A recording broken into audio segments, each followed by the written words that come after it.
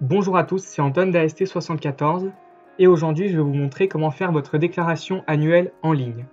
Dans un premier temps, il faut se rendre sur le site www.ast74.fr puis aller dans l'onglet Espace adhérent. Ensuite, vous avez la page d'accès à l'espace adhérent qui apparaît, donc il faut cliquer sur le bouton Je suis adhérent.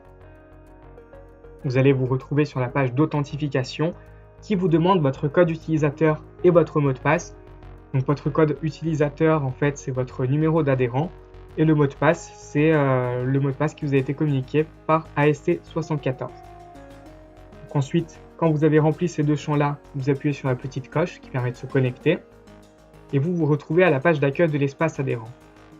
En haut, vous avez différents onglets. Vous avez l'onglet Mon compte, Mes contacts, Mes salariés, Mes rendez-vous, Déclaration annuelle, Ma situation comptable et enfin la documentation. Ici, c'est la déclaration annuelle qui nous intéresse. On clique dessus et on se retrouve sur les différentes déclarations annuelles que vous avez pu faire dans le passé, mais également celle qu'il faut faire, qui apparaît en jaune ou en rouge. Pour la faire, il faut cliquer sur le petit crayon.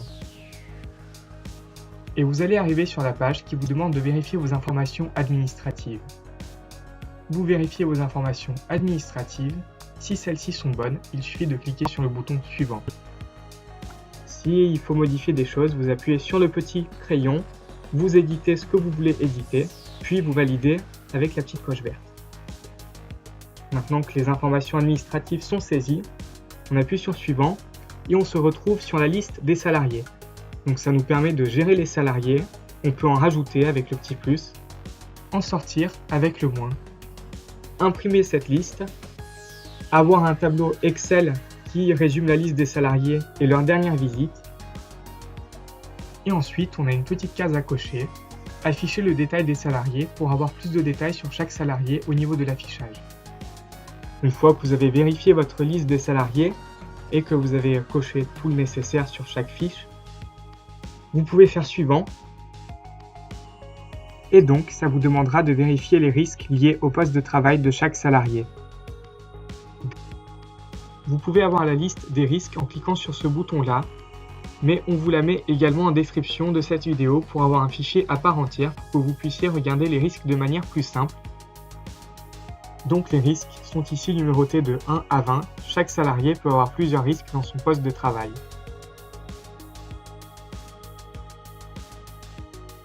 Vous pouvez remettre à zéro les cases en cochant la case tout simplement R à Z remise à zéro.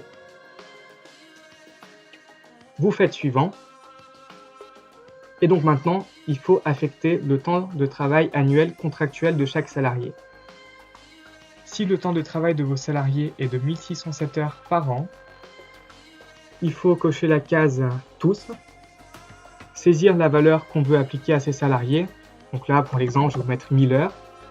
Et appuyer sur le texte orange ou la petite flèche et automatiquement ça mettra la valeur à tous les salariés.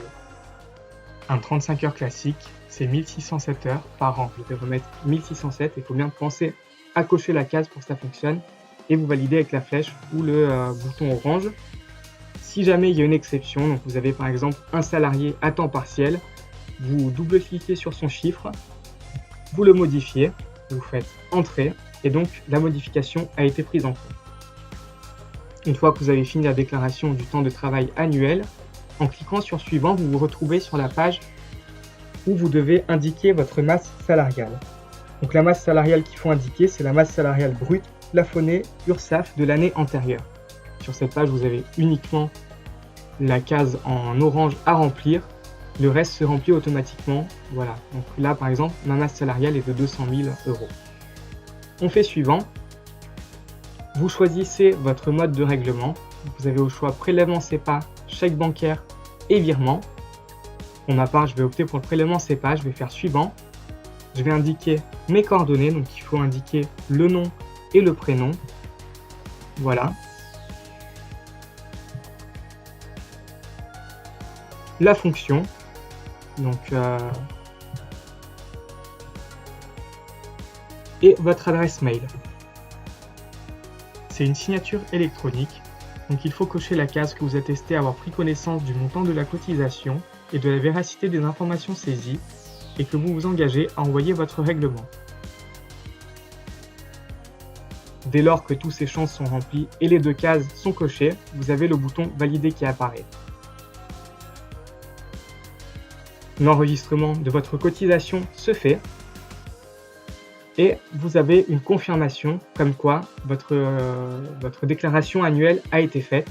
Et il faut savoir que vous allez recevoir également en parallèle un mail de confirmation avec les données que vous avez saisies. Merci d'avoir visionné cette vidéo. J'espère qu'elle vous a plu. Si jamais vous avez des questions, nous sommes à votre disposition pour y répondre dans les commentaires. Et donc moi, je vous dis à très bientôt pour de nouveaux tutos.